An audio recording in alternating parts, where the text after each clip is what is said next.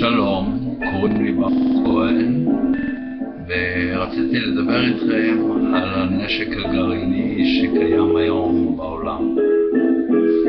קיים הרבה נשק גרעיני, כנראה שגם בישראל, אבל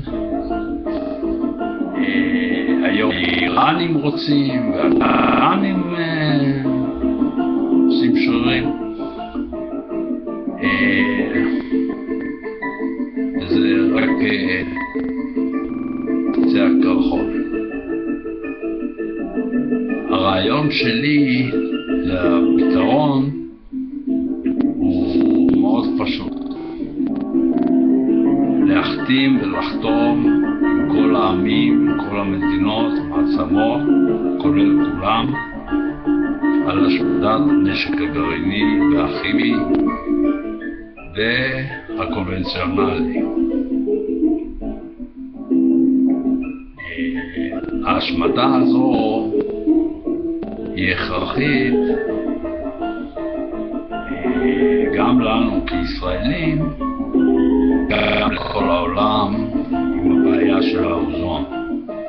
והפתרון לחור באוזון, שאנחנו מעמיקים אותו לדורות הבאים, זה פתרון פשוט.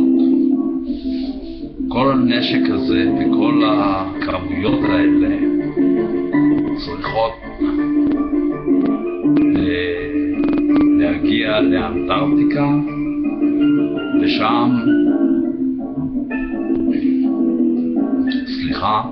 ושם למחוק אותם.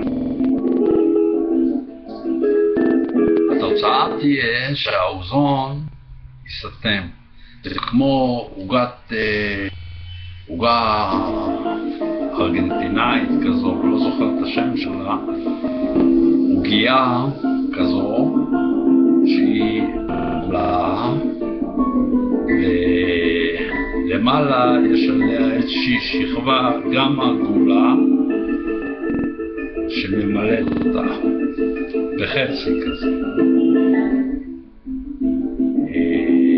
התופעה הזו של העוגייה הזו זה אמור לקרות לכדור הארץ, ומהגזים שיפלטו האוזון ייסגר.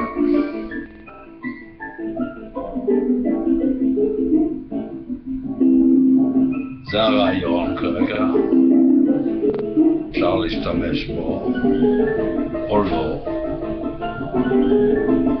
ימים יגידו.